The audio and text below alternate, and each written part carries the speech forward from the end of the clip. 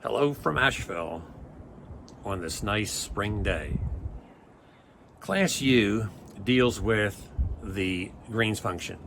In fact, here is where our course comes together. The way I designed this course, called Theoretical Physics, was to take the first half of the course and explore different areas of physics, electromagnetic theory, for example, thermodynamics. And in the second part, to give certain techniques that are very powerful in graduate level work in theoretical physics, engineering, and associated fields. And these all come together, all these pieces come together in this particular class. What are the pieces? Well, one is the delta function. Another is the Fourier Transform.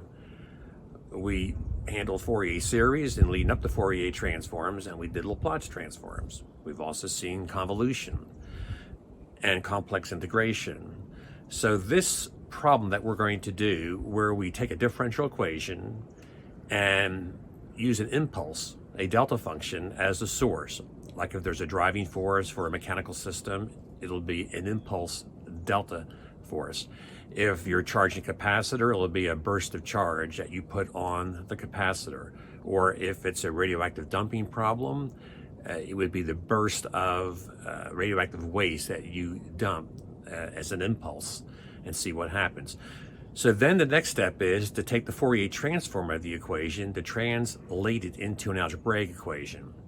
Then we solve the algebraic equation very easily. We all prefer algebra when compared to differential equations. And then we have to inverse transform to get back to the regular space.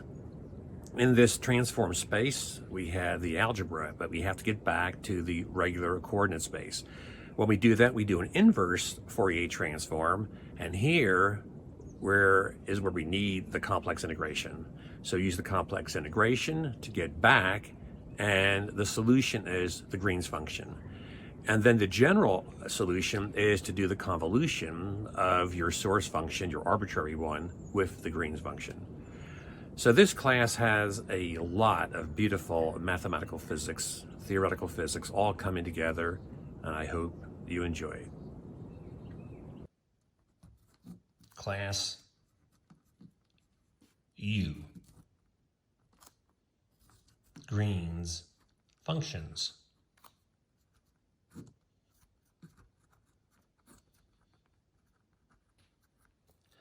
The first thing we're going to look at in U1, the impulse response.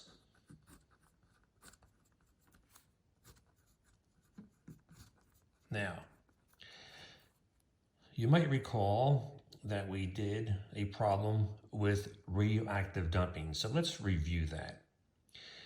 In radioactive dumping, we have a number of particles which will be designated by a lowercase n as a function of t, time. This represents the amount that's left, and n could stand for number, like number of radioactive particles left.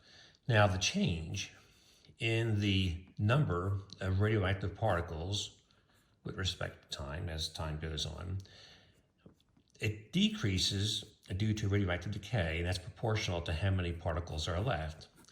So here, the constant is related to the half-life, how long it will take to decay. And here, we need to add the dumping function, where we're going to add radioactive waste as we go.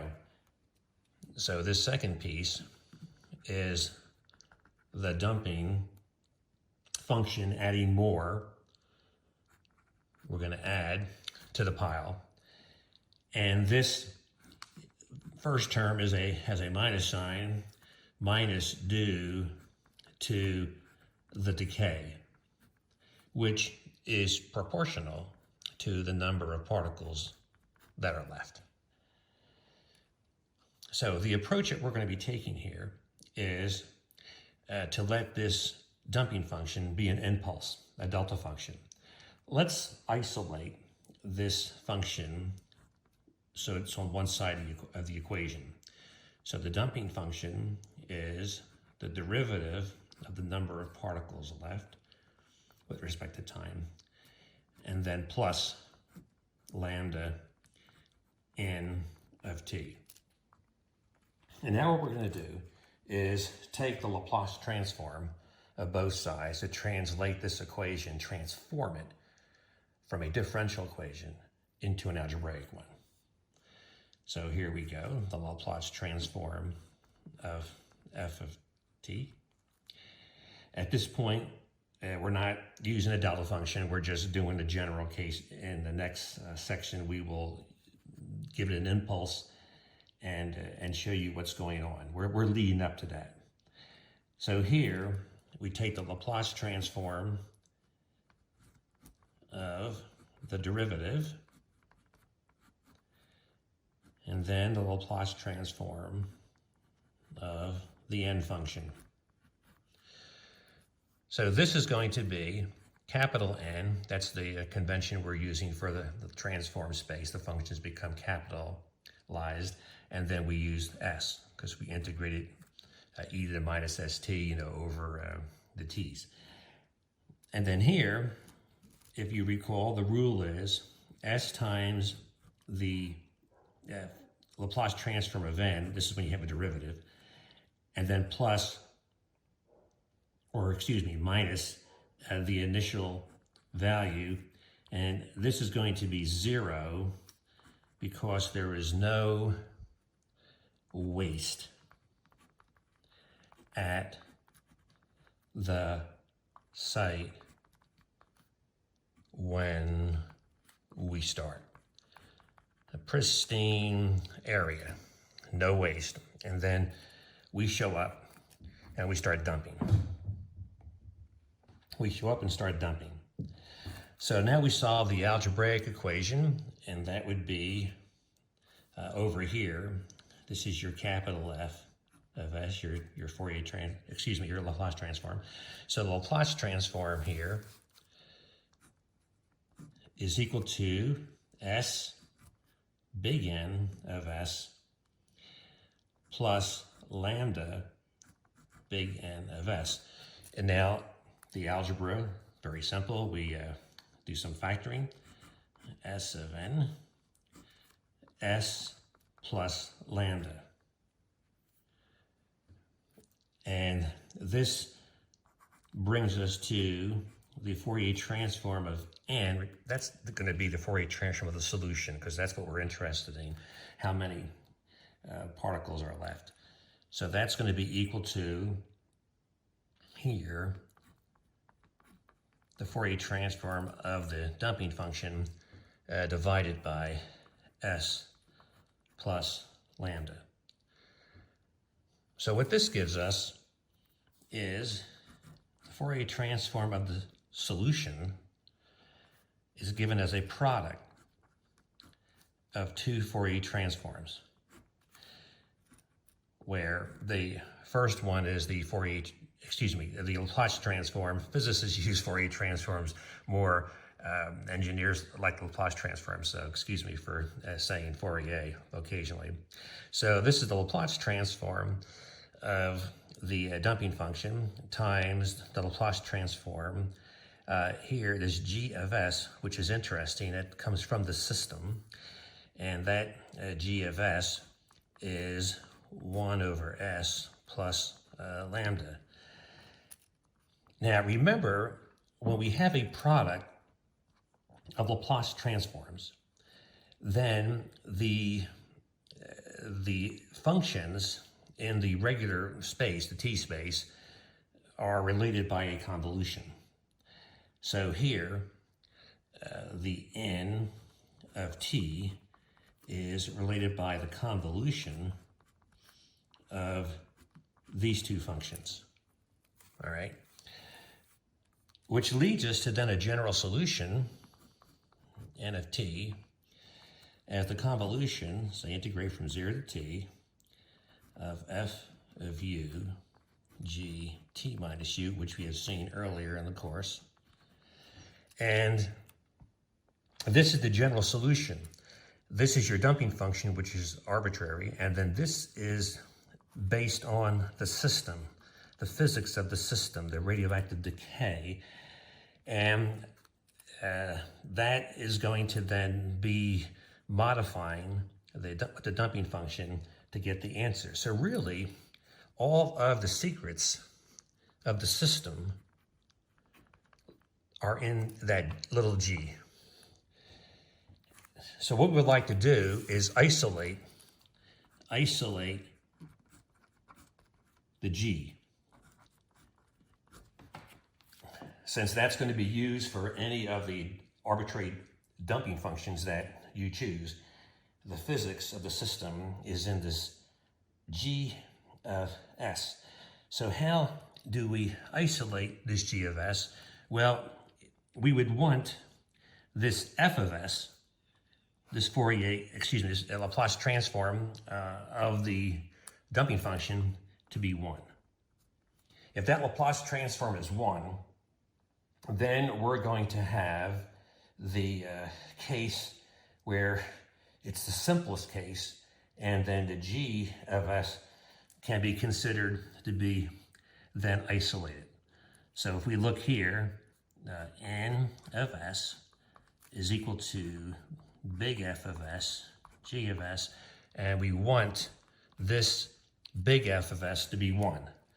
Then the solution is the simplest solution, and that solution will be the secret of the system, and then I have the convolution of what that little g of t is with the arbitrary dumping function, and I have all my solutions, like in general. That's very, very powerful. So you see, this g is the secret.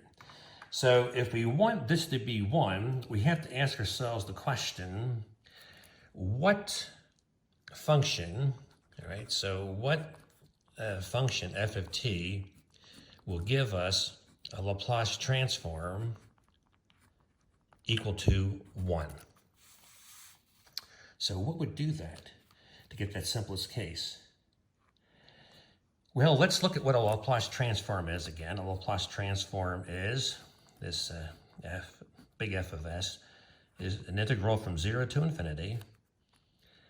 The f of t function, lowercase f, times e to the minus st dt. That's the Laplace transform. So that's what we're talking about. So can we find a function, little f of t, so that when we do this integral, we get 1? And the answer is yes. Now let's review the Dirac delta function. The Dirac delta function had this property called the sifting property. Sifting property, and this is going to save us. The sifting property is when you integrate, say, delta x minus a, some function h of x dx, you get the value of h at x equal to a. So you can think of this Dirac delta function, as we did earlier in the course, as a spiked Gaussian.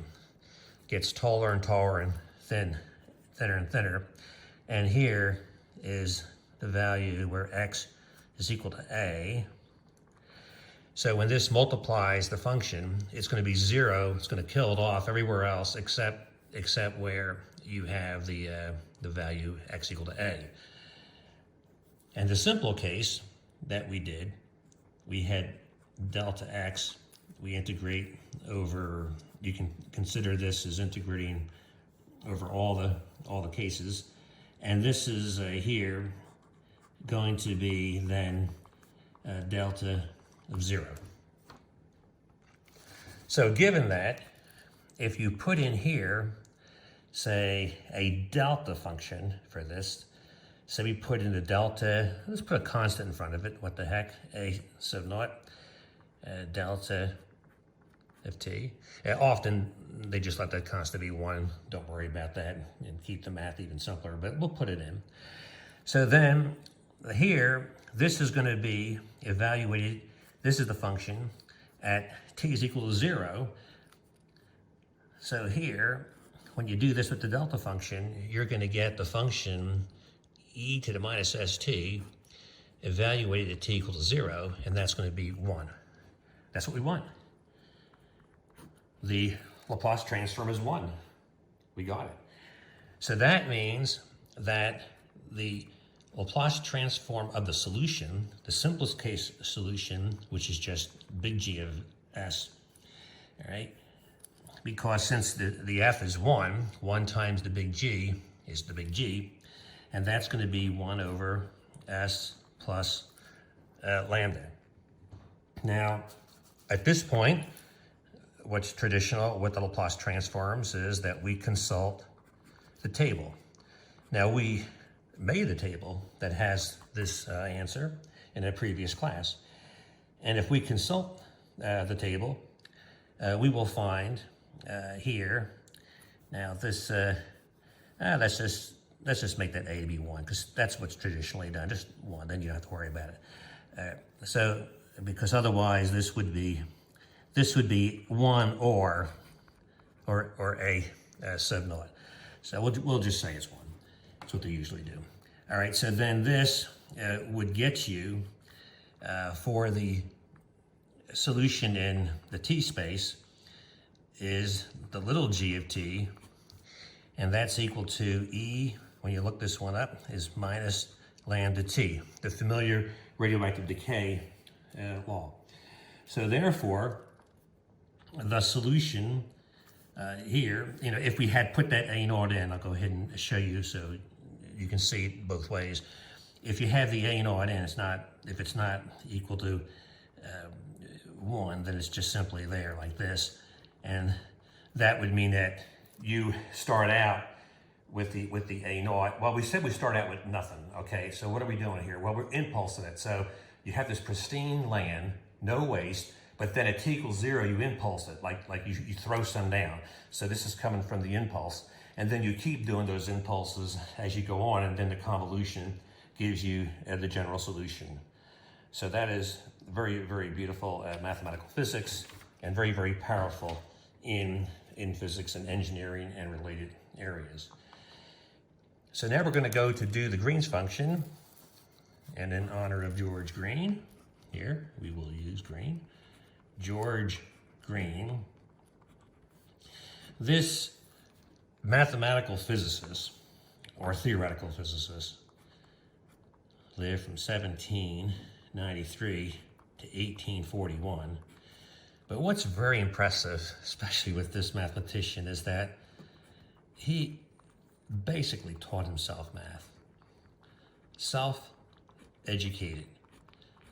And then had some formal training later, but really it was self-education. He basically taught himself and came up with this idea of this impulse and the Green's function, which can then be used as a solution of differential equations in general. Beautiful. So here is the idea of this British mathematical physicist, or theoretical physicist. If you have some differential equation, big D, operating on some x of t, and say that equals 0. So that's a differential equation without external input. For example, like our dumping function. You can imagine a mass on a spring, and you just have it there, and maybe it's oscillating as someone had started it from some initial condition, but you're not really doing anything to it moment by moment.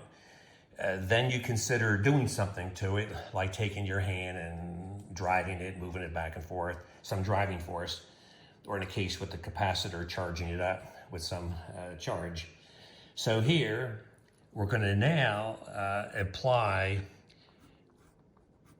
an impulse, and traditionally they just leave that constant to be 1 in front of it, so I'll use delta t.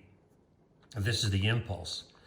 And you solve the impulse case and then get the Green's function, and then the general case where you replace this with some arbitrary driving force or source dumping function, then you have the convolution of your solution with the delta function with the arbitrary function.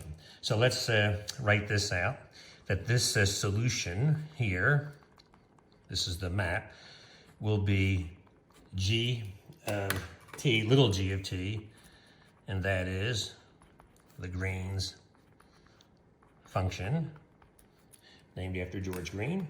And then the general solution is going to be this convolution, x of t will be the convolution, 0 to t integral of f of u, your arbitrary driving impulse, driving force. It has, we can consider this as lots of impulses, moment by moment, and that's going to be here g of t minus u du. So this is some arbitrary application, or applied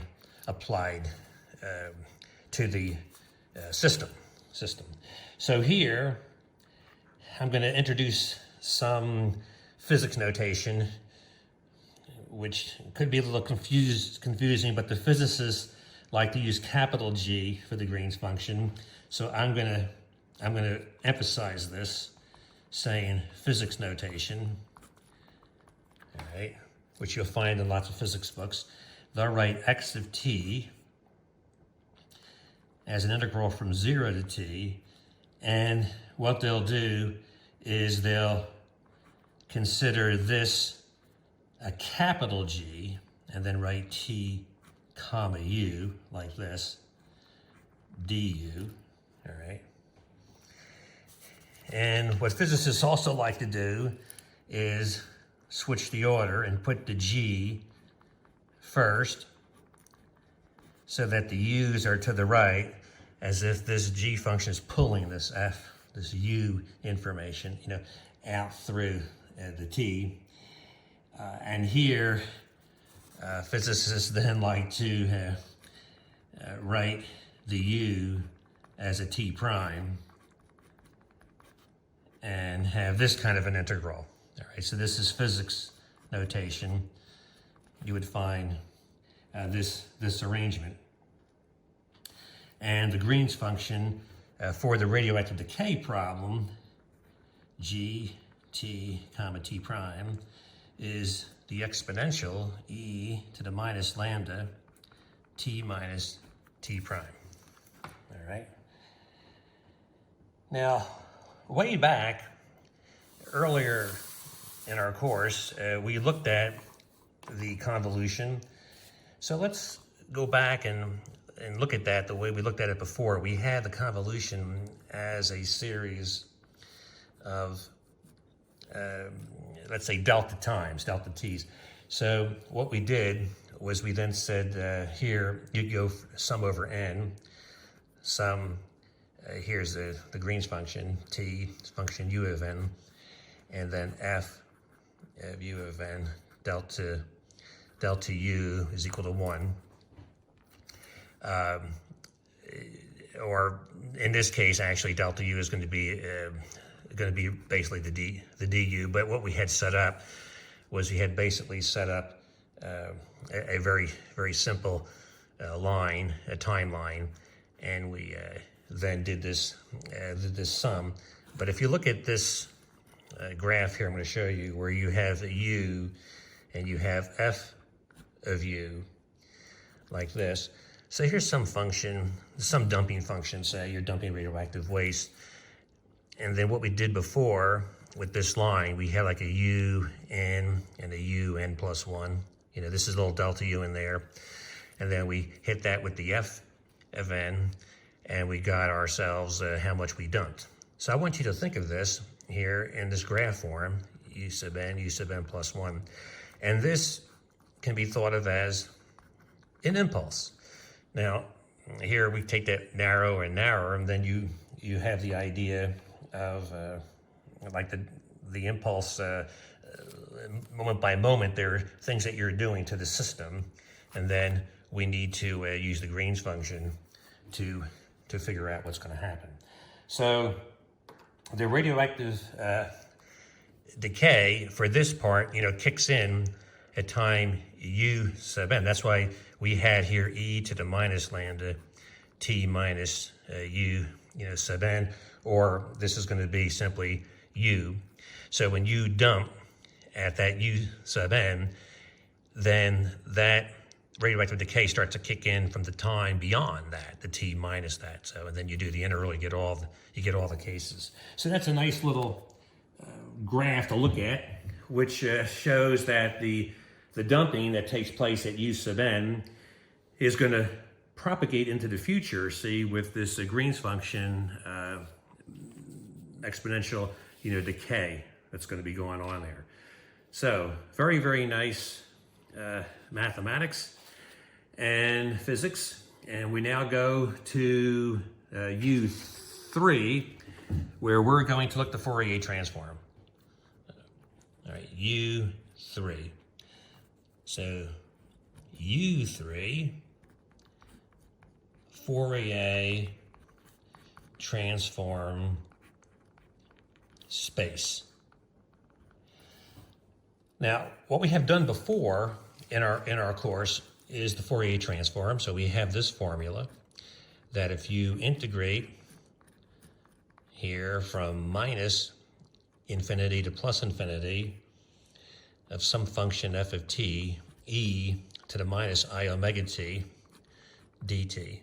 So when you have the Laplace transforms, you use the s, and then you don't have an imaginary. You have the e to the minus st. When you're dealing with the Fourier, you have the I in there, and we traditionally use omega. So this is the space that's the transform space, and here is the regular t space, the t variable, and then the Fourier transform transforms that. Now, what we have not done is how to handle a Fourier transform of a derivative. We did that for the Laplace transform, but we did not do that for the Fourier, which we need to do that now. So here is Fourier transform of the function itself. And what we want to do is we want to figure out the Fourier transform of a derivative, since derivatives will appear in physics quite often in the equations. So we want to know how to handle this. Well, this would be 1 over the square root of 2 pi. You would integrate from minus infinity to plus infinity, and here you'd have the derivative that's going to be integrated, multiplied with the e to the minus I omega t dt. So how do we do this? Well, here they're going to want to lift this ddt off of this thing using integration by parts, and I have expressed my distaste of integration by parts, and I like to think of integration by parts as the product rule.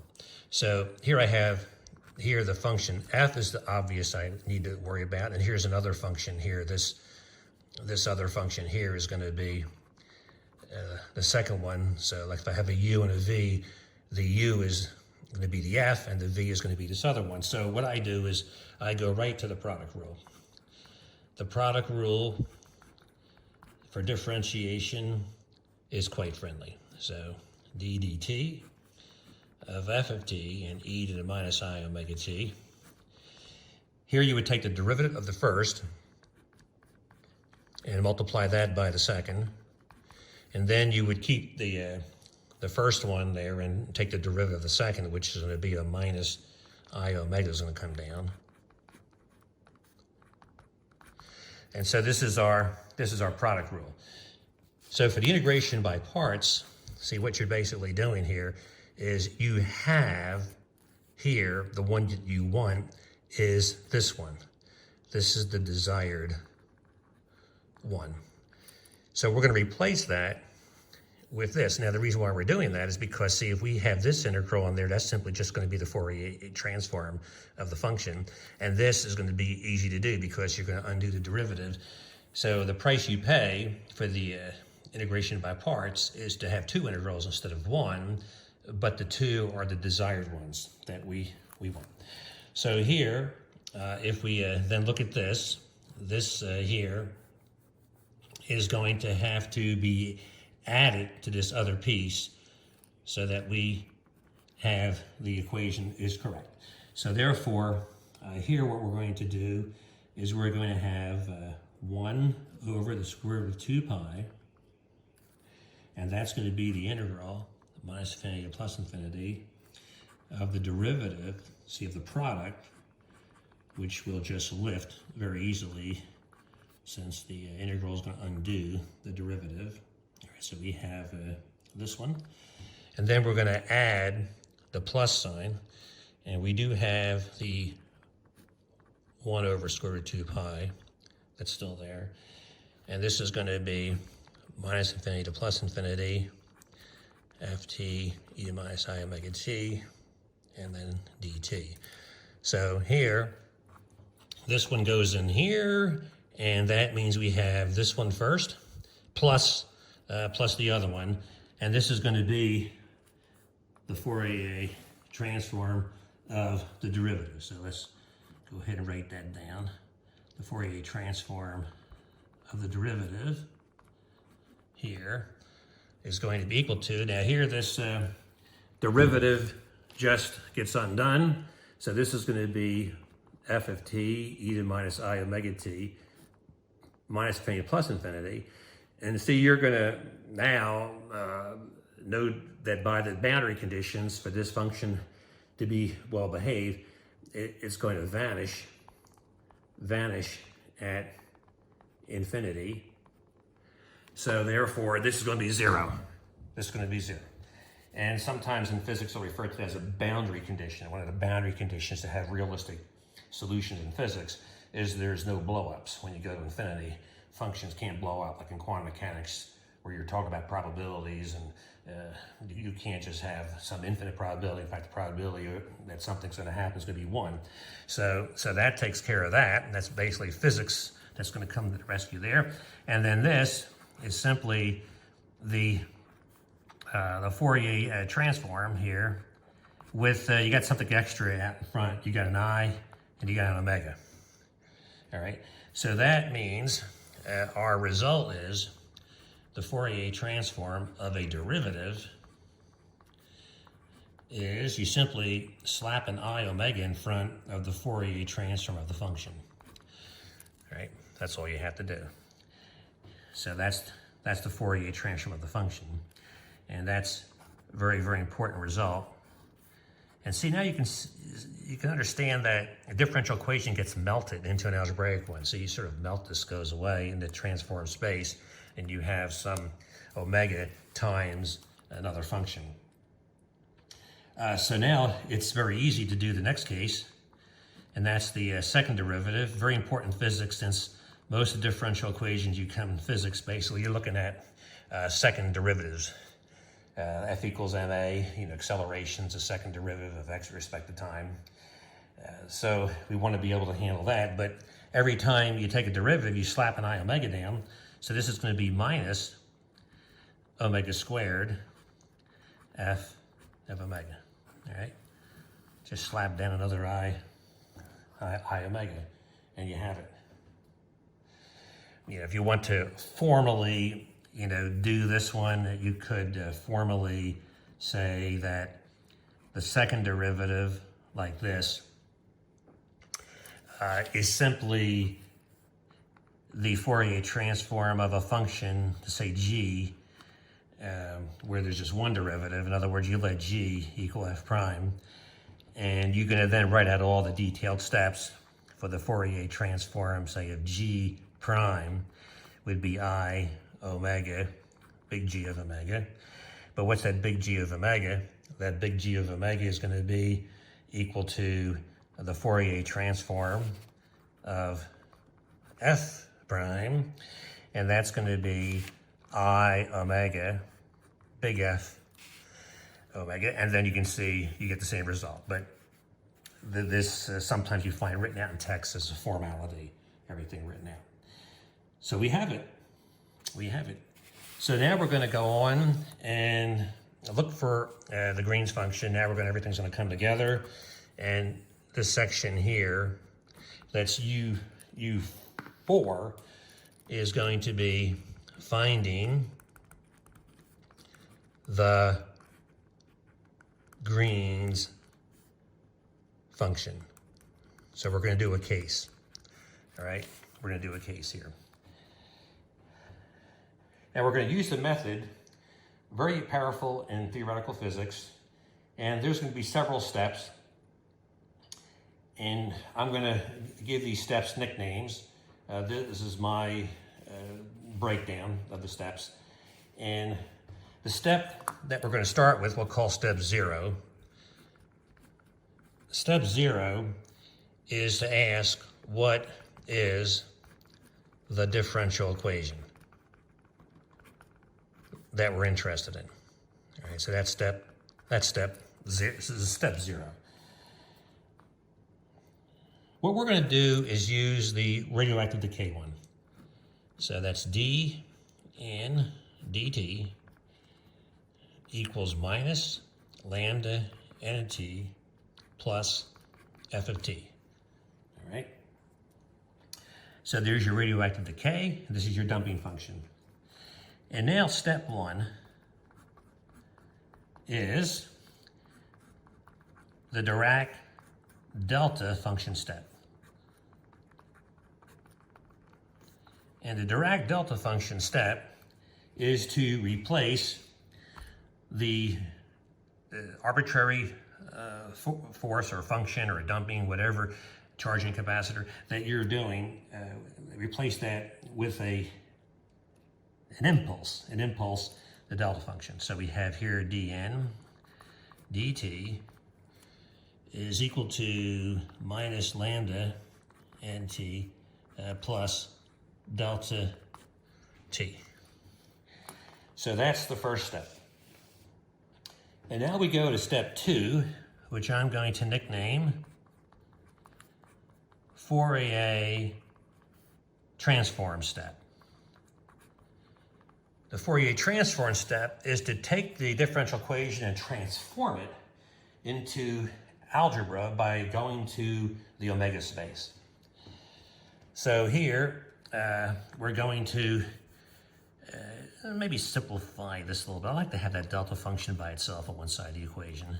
All right, so I'm going to put a plus sign here and then have the delta function over there, like that. Okay, so now we're going to Fourier transform both sides of the equation.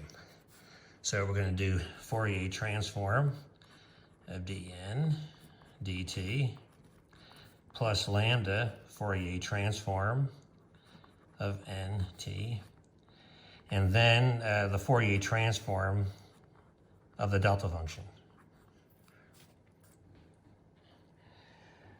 So the Fourier transform of the derivative is going to be I omega, capital N omega, in the omega space. And then here plus a lambda, this is going to be in omega.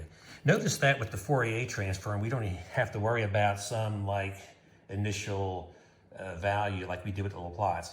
Here it's just I omega. That's actually simpler. So we have it. And then over on the right-hand side, I'll be a little careful and write out the Fourier transform, 1 over square root of 2 pi minus infinity to plus infinity of the delta function, e to the minus I omega t dt. And this is only going to be non-zero when the t is equal to 0. Everything else is going to be killed off. So when you look at this, you're going to get, for this part, simply e to the minus omega t evaluated at 0. It's going to be 1. You get 1. So the result is, in this cool transformed space, the omega space, is 1 over square root of 2 pi, 1 over, we have a lambda and an I omega. So this is the solution in the transformed space. The transformed space. And now we're ready for step 3. And there'll have to be a break here as we get set up.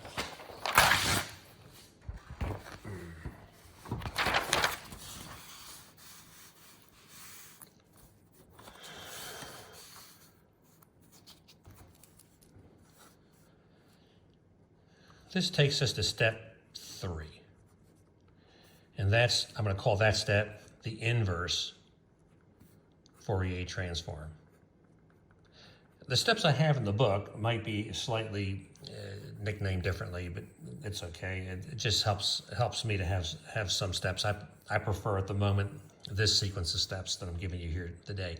Inverse Fourier transform.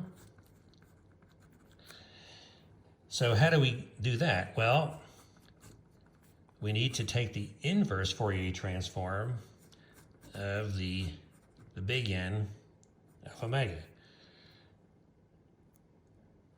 What is that N of omega? Just to write that down again, I have it here.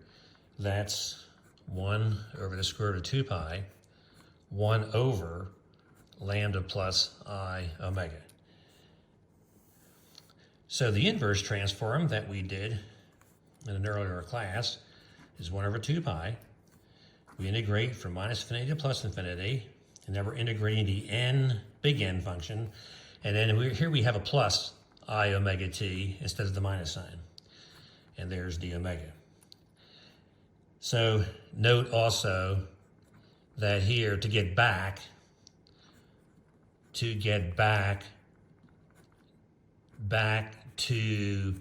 which I call the t space, we integrate over omega in the omega space. So that's what we're going to do.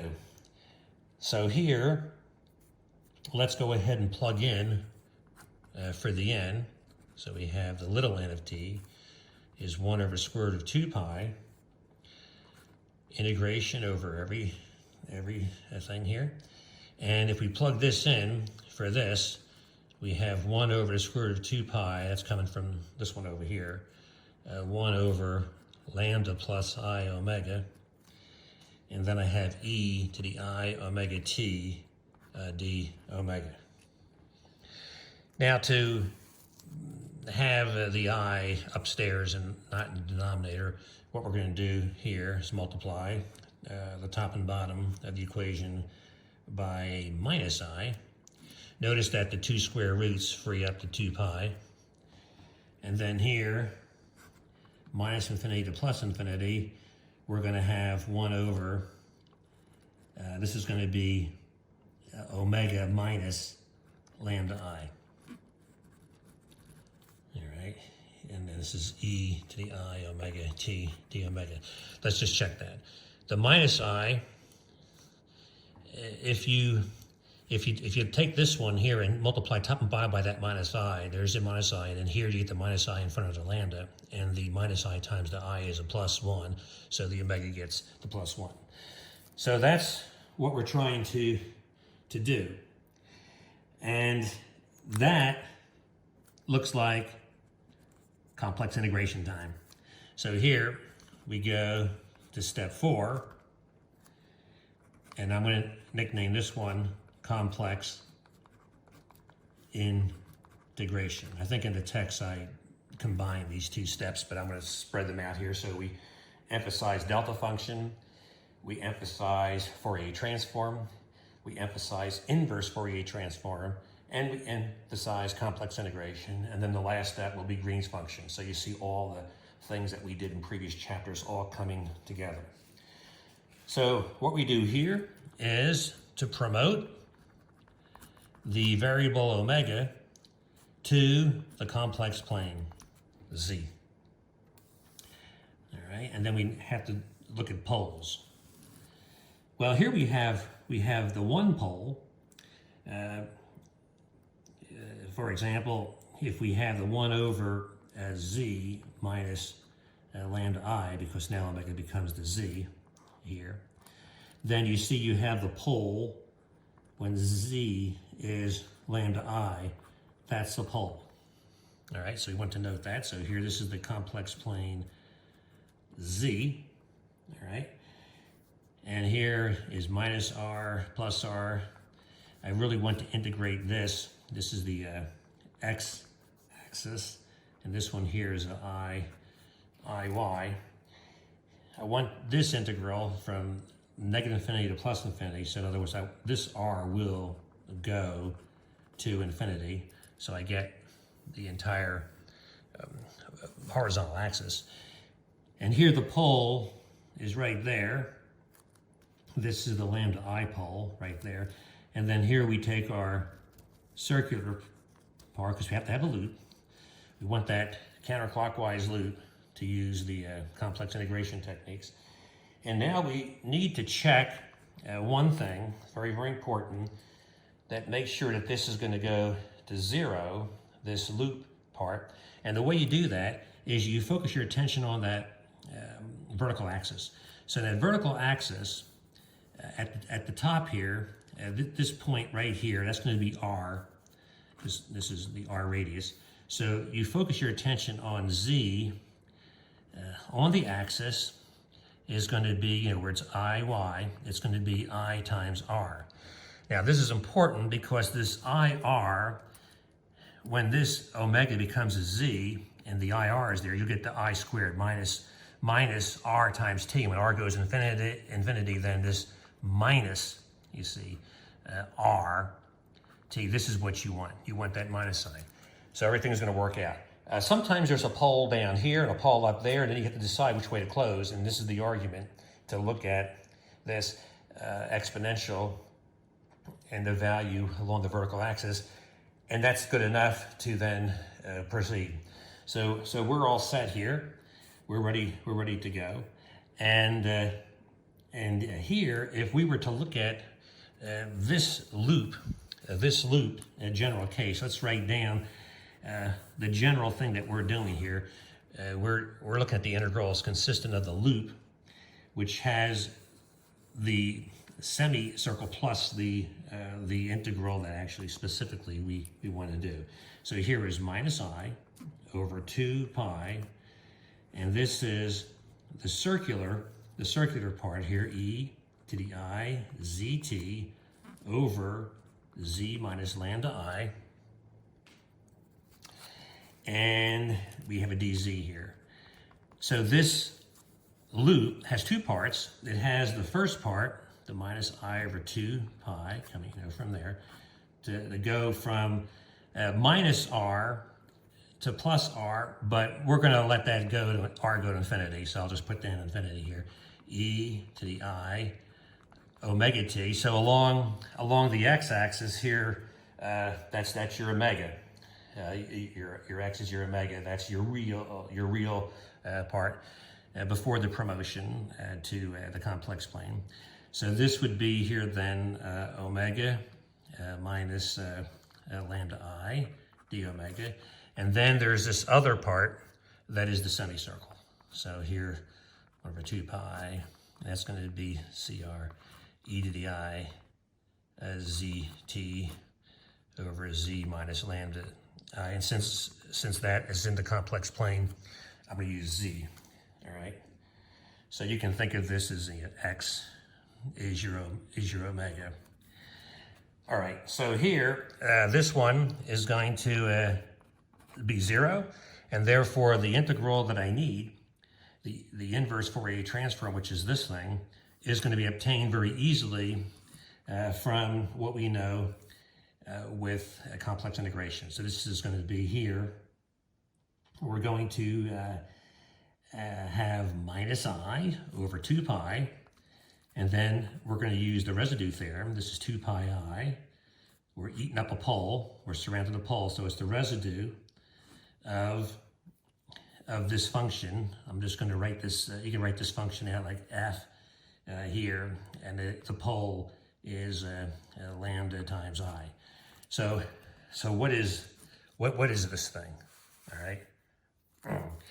Well, if we look at this thing, this is going to be obtained by first you look at the function, then you have to clear it first. Remember how you do the residue? You clear the pole, so that's going to be z minus lambda times I.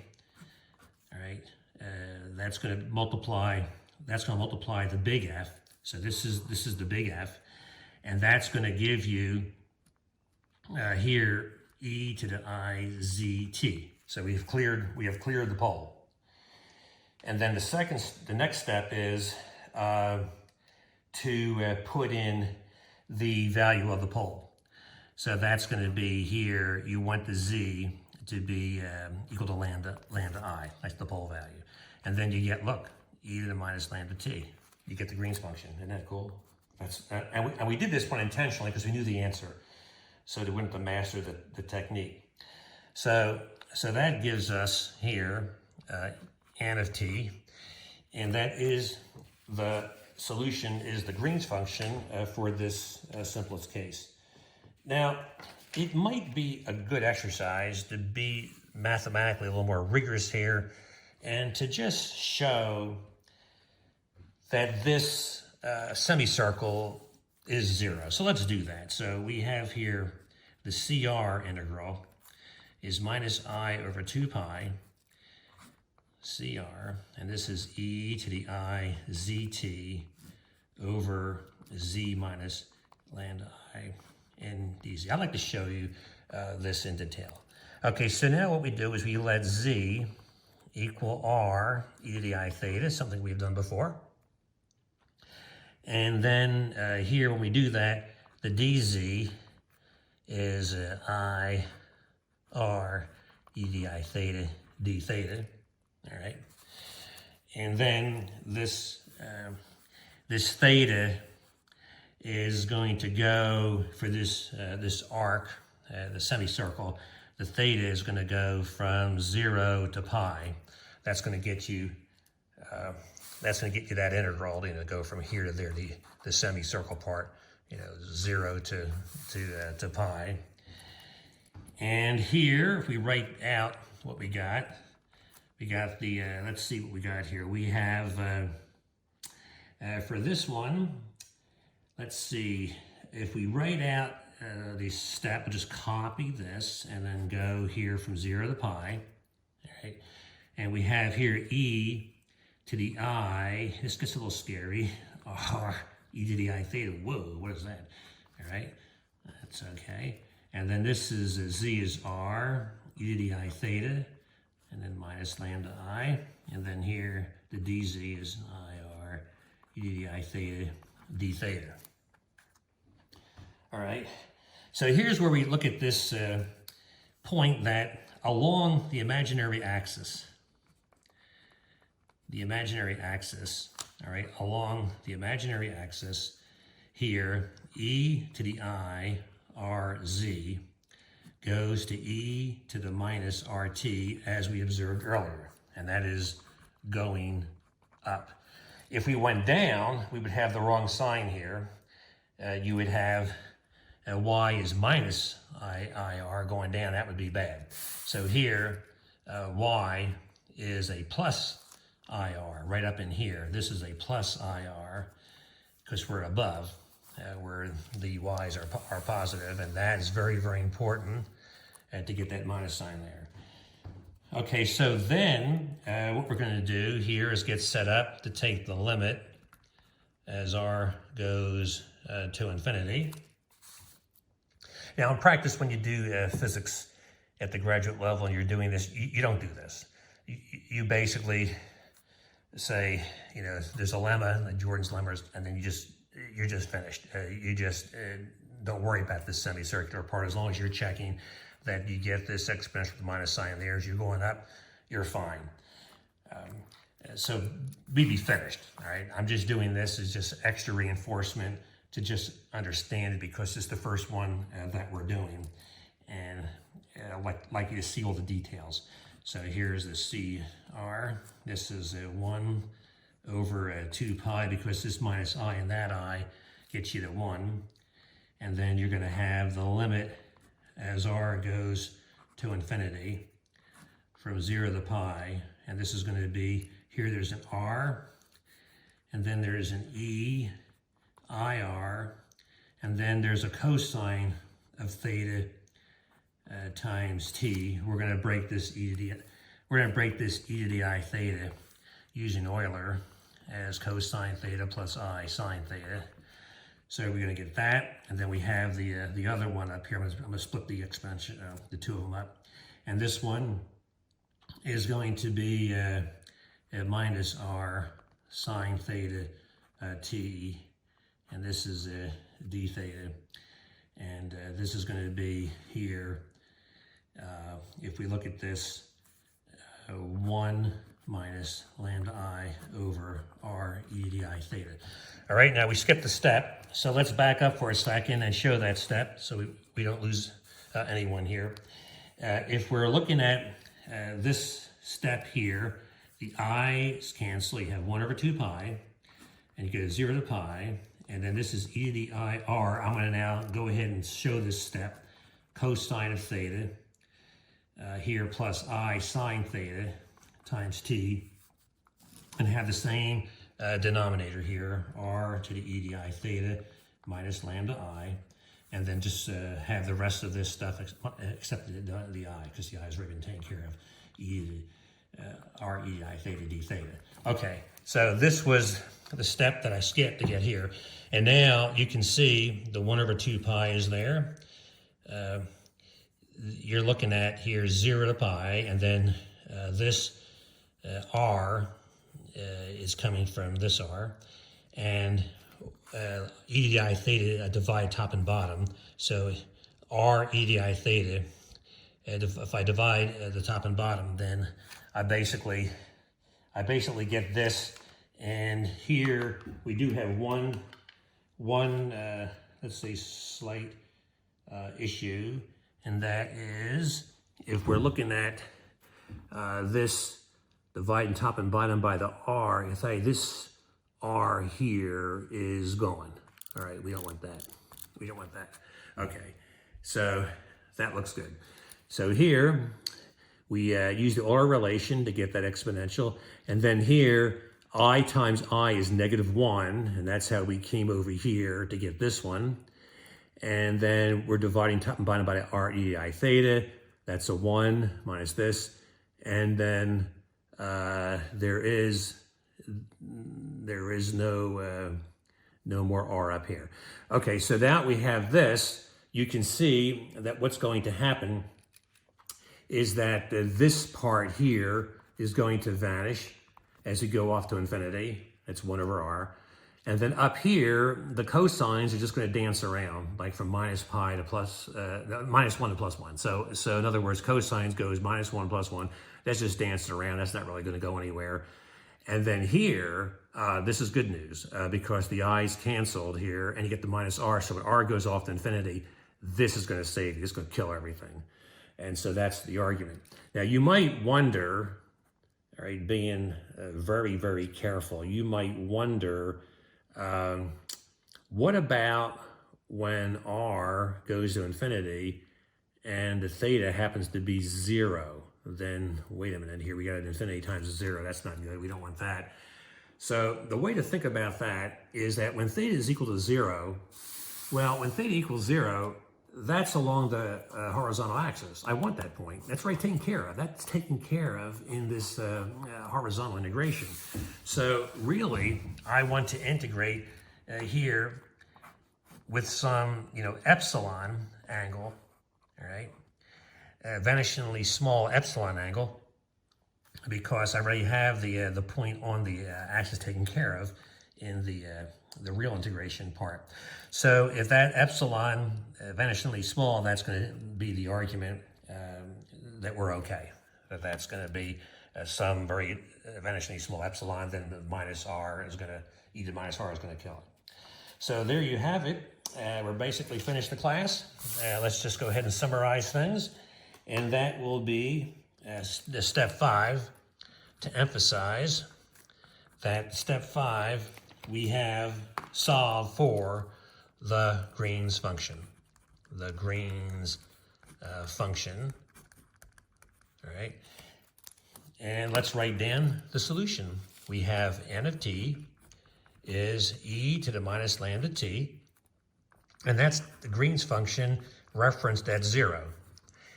And when you do an impulse later, then you're going to use the time shifted Green's function.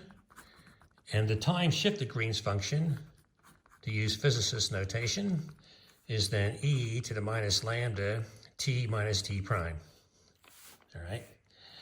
So then the general solution for all cases, this is amazing, like Green figured this out, for some arbitrary function f of t, some kind of source function. Isn't this a wonderful result? Because you could imagine all kinds of source functions, and if you had to solve a zillion differential equations for each specific case, that would be crazy. Here, you solve the find the Green's function, the impulse, and then you're going to get all the others by the convolution.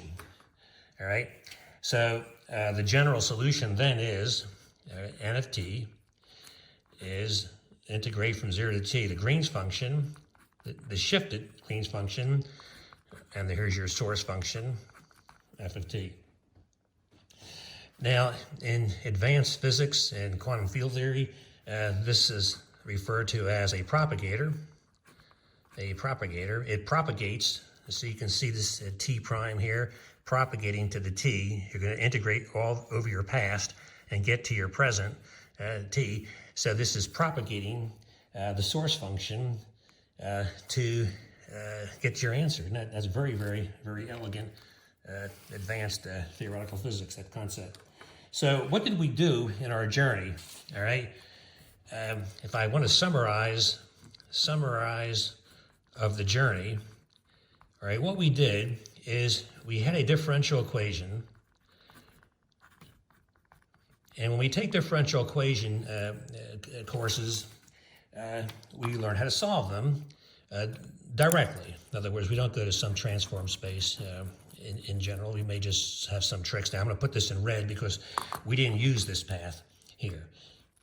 This is the solution to the diff EQ. All right, and that I'm going to label as a direct solution. And many times the direct solution, I'm going to say here, is not practical. That we have trouble, with that. So what we're going to do is here move over to Fourier transform space.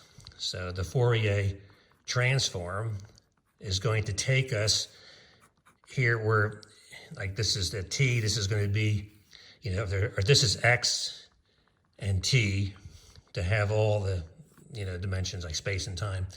Then over here, we're going to have k and omega. They're the usual variables that are used. And this is then here an algebraic equation. So the differential equation becomes an algebraic equation in the transform space. When they have x, they'll use like e to the minus I kx. When they do the Fourier transform, when they have the t, they'll use e to the minus I omega t, like we did in this case. And you can have both, and sometimes all three spatial dimensions and the time dimension, then this becomes a vector. So here we then have the algebraic solution. But now we have to get back. We have to get back to the regular space. So we have to then have an inverse Fourier transform. And when we do the inverse Fourier transform, this is where we use a complex integration. And you can see why that's going to happen, because when you take that Fourier transform, you have that e to the I omega t up there, and when you get back, the i's, you introduce an I, you introduce some complex numbers. So when the I shows up, and then you do the inverse, and you have the poles, then that's very ripe for a complex integration using those techniques. And then when we get back here, the secret is if we start out, say we start out here with a delta function for the source, a delta function like delta x, or delta t. Then when we get back, we have the Green's function. And then the general solution is written as this propagator formula, which can be considered the convolution. So that's a wild journey to do all this. A lot of advanced concepts here, and this class pulls together the second half of our course, most of the second half of our course, where all the techniques that we have learned come together in one problem. I hope you have enjoyed this rich class in theoretical physics.